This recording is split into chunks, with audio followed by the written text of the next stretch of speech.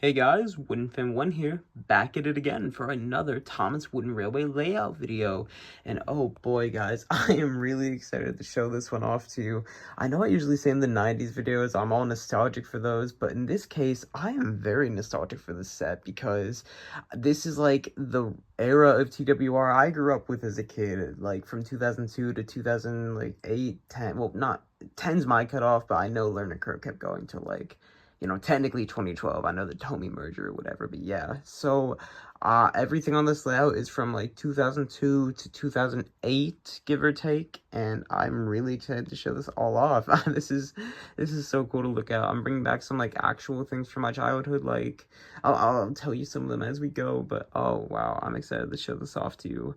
So let's start off with Thomas as usual. So Thomas is on the bridge right here with Annie and Clarabelle. Like for example, I've had these Annie and Clarabelles since I was a kid, and you probably remember them from my original series. I used these for a long time actually until I got the old style ones. But oh my goodness! And this is actually the 2002 Thomas. You can tell because it has no stripes on the boiler, but not just that, it also has if my camera will let me focus, it's not letting me focus, but you can see like on like a character like Arthur right here, he has a little hole in his funnel.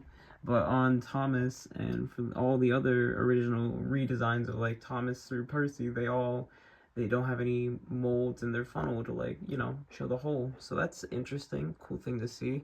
But yeah, if we go down Thomas's line, we see a switch, and the switch leads into like the docks area, but we can just start with Harvey right here. For example, Harvey's a cool character to put on the layouts. I can't really put him on the old style layouts, but I can here, and he's really cool. He's lifting some packages and stuff. I really like the inside cab detail. I really don't like the color. I know it's based off the concept art, but still.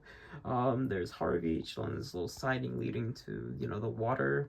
So if you go down the switch right here, we go into Brendam Docks, where you see Cranky right here looking out, inspecting the railway, I guess. And if we come down here, we see Salty pulling the aquarium cars. Yeah, I know, divisive item, but whatever. And we see Salty's actually at the dock pier rail, where Bulstrode is getting cargo unloaded, or waiting to be unloaded. So if you follow Salty's line, you keep going to the Sodor Brendam Fishery, a really cool item I got recently. Has all the fishes swimming in there. Like, look at that, isn't that cool? But as we pass the fishery, we see this switch right here. If we go on the inside line, we see Hector waiting to be loaded with something, or an engine to get him. We see Hector, and we see a V switch that takes you out of the harbor. Oh, and how could I forget the sort of cargo crane right here from the Day at the Wharf set. But we see outside the harbor, Billy and Old Slow Coach. And if we go down this line that they're occupying as well, you see it curves to the stop and go station, where you see Fergus getting his cars loaded by the Soder cargo crane. And if you keep going, you see this little shed in the corner being occupied by Murdoch. But it comes and loops back together to that switch I was talking about where Salty is. So that's a cool little loop around. I do like that. This docks is very compact and it has a lot going on, and we'll talk about that side in a little bit. But yeah, let's go back to where Billy and Old Slow Coach are. And Old Slow Coach is another one from my childhood. She's a really cool model. Love her. Hopefully there's no lead paint in her, but she's awesome. But yeah, if we follow Billy's line, we go up an Archstone Bridge where James is pulling the gold mining cars. Again, I just got these gold mining cars recently. They're really cool. Another example of Learning Curve making, different stuff in this era in the mid-2000s, but they're awesome. And James is also a nice redesign. I like him too. But if you follow James's line, you go down to the fire station where you see Tired Out Expression Percy, a really cool one they made, and Harold on top of the fire station. And we can segue real quick to a really short section, but we see the sort of fire truck at the road. Yeah, a cool thing with Learning Curve, the 2000s era of Learning Curve anyways, is they try to incorporate road stuff, which I think is really awesome. That's a really cool thing they try doing, giving the road characters some limelight. That's really neat. So we're gonna follow this real quick. It's very small. I tried to make it much bigger, and hopefully I can try again another time to give the roads a fair bit of more track space, I guess. But let's just follow. So as we see, the fire engine's right there. We go, there's a slight curve, and we see Elizabeth's here. And if we follow her road, so I'm so used to saying line, we see the toll booth. I got this recently. It's a pretty cool item. And Bolgi is currently under the toll booth. That's a reference to Kikri 24's one episode. It was a fun episode. But if you follow Bolgi's road, see Terrence there, by the way, it curves to the cargo transfer station. Now this is a road rail item with, as you can see, Lorry 2's getting his cargo right there, and Diesel is also getting cargo from the crane. And this is a really neat section. I was glad I got to put a little bit of road in. As you can see, it ends in a ramp because I really couldn't do much. Lorry 2 has he really needs to learn how to, you know, like, drive good if he's gonna make it through that gap. Oh no. But yeah, this was a cool section to show off. I'm glad I got some road in there. But anyways, if we follow Percy's line through the fire station, we see the fire truck, car, whatever thing there. There's a sharp turn that slopes up to where Daisy is, and we're actually gonna go straight through real quick because it loops right back to where Thomas is. See how nice that loops around? That's pretty cool. But we are actually gonna go follow Daisy's line for a minute because it goes, well, it backtracks a little bit, but yeah, so Daisy's at the T-switch, and she's actually at the clock tower, another item I've gotten recently, back in December, I believe. Now, this one's really cool. This is such a nicely detailed piece.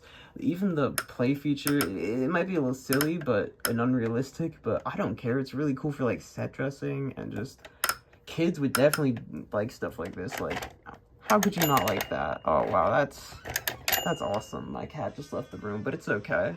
So if you follow the clock tower, you keep going on this viaduct, and it curves to where Neville is with the Sodor dairy cars.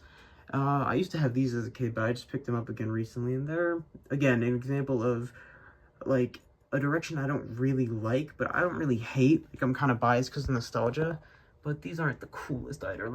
They aren't the most realistic items. Like the milk tanker, that is my preferred choice for carrying my dairy products. What can I say? But yeah, Neville's pulling those across the top of the toll booth. And if you go down the slope, you see it loops back to where Billy and James are.